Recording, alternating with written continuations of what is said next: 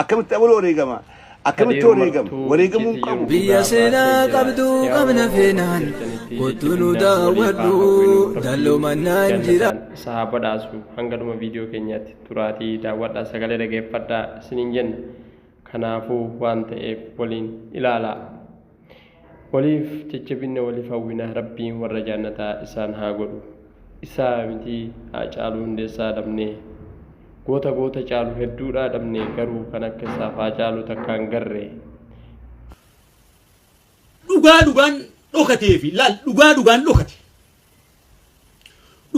dhokatee fi lola warra boruutiin na dhiba jecha kana laal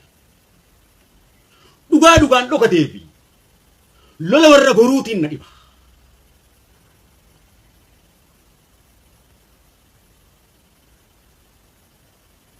gaaga'ama sammuuti onneeti yaa adaba dhugaan dhokate jechuun yookaanis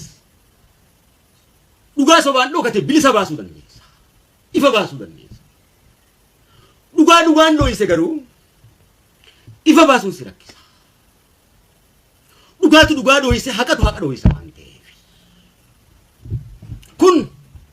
maraatuu sammuutii fi gaaga'ama sabaati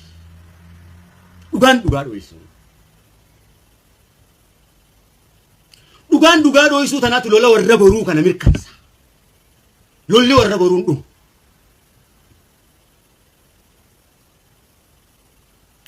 kaniin sagalee irratti isin afeere kun leenca haati deesse gooticha bareentoo gurraacha adda faaxuu jalkamaa leebooti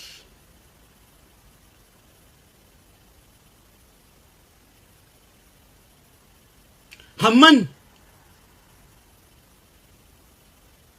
dhugaa tana gad argutti waanin itti dhabe ragaa wajjin hangaan saba kiyyaa wajjin mirkaneeffadhutti innaa lillahi wa innaa ilaihi raaji'uun je'ee kaniin haqa cufee dhoysu miti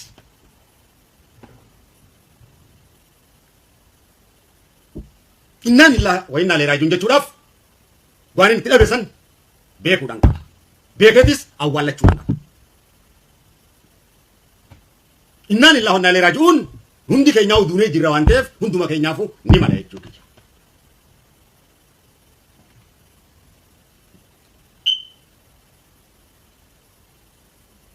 maalitti akkamitti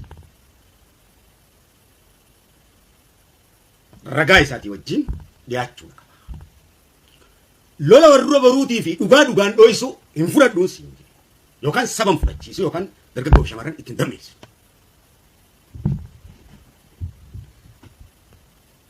lola warra boruu jechuun dhugaan dhokate jechuun akka haasawa afaan oromoo qulqulluutti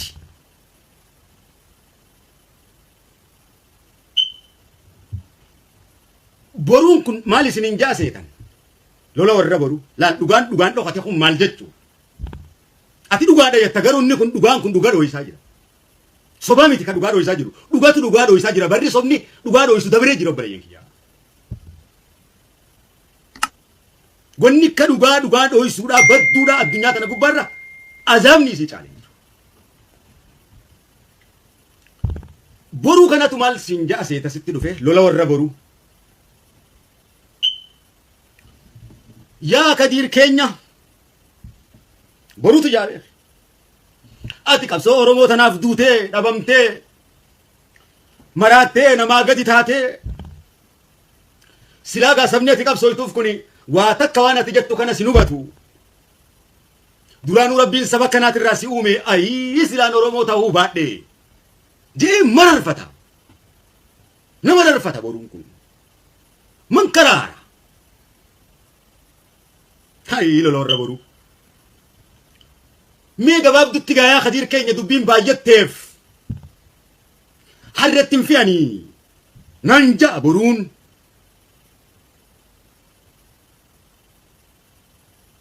haasawa kan akka malatti dhaggeeffadhu oromoon akkatti haasa'u beeka seerattiin haasa'u qaba haasawa amazing ta'an kan lubbuu qabeeyyii ta'an kan warra lubbuu qabeeyyiidhaaf galan qofaaf amfibiyaanotaaf hin haasa'u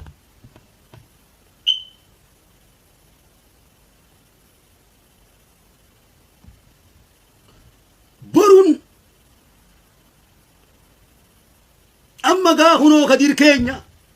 dubbiin baay'attee fadhettiin fe'anii Oromoo tanaas akka goonuun qabnu hin galtuufi wannummaan ati jettu qaamni keessi roree si dhume nama gatii mimaan hin beekneef boochaa qabsooyta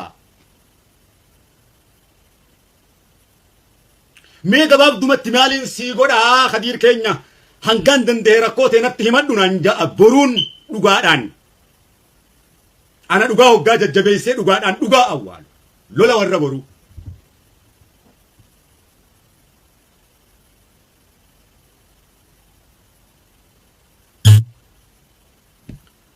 hayyee boruu keenya ja'an kadirii hayyee boruu keenya wanni ati jettee kun dhugaadhaa kana hunda qabsootu na godhaa ani gartee kanattiin kaaseta tokko baafachuudhaaf qarshiin 5,000 irraa irratee kaaseta kana baafachuun 20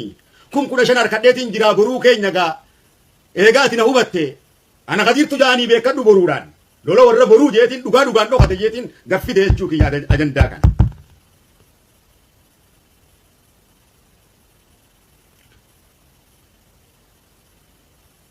amman tanaga yaa boruu keenya akkanaati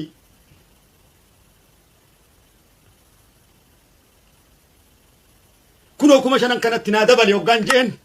tana baantaami tanaaf rakkataa yaa Khadir boru mana kiyya sa'aatii 6tti kottuu naan ja'a borutu naan ja'a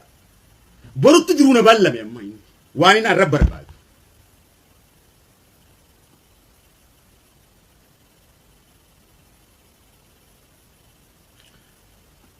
boruu rabbi biraa wayii dhumti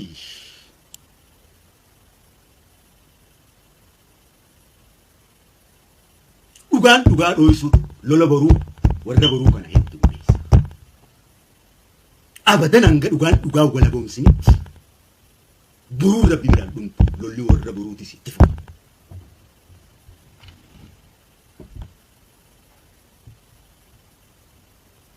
abbatoof mara jedhamtuuf amma boru sa'aatii 6tti gaa boruun na baallame itti dhaqee miti anis boru gaafa lubbuu tanteetii fi karoora kee ilma namatti dabarsitee kannit rabbi harkaa fuute ati ilmi namaa sammuun isaa bocola hoggu takka ol si garagalcha hoggu takka gaggas si garagalcha akka makiina si oofa tanaaf yaa ayyatu annafsa mutmainna irji ilaa rabbiki raadiyata mardiyya fadkhuli fi ibadi wadkhuli jannati siin jechuudhaan siidhaan onneetii irratti sii buusa karoora fi yaada kee namaaf dabarsitee rabbi harkaa fuutee taligaa tantee qabadhu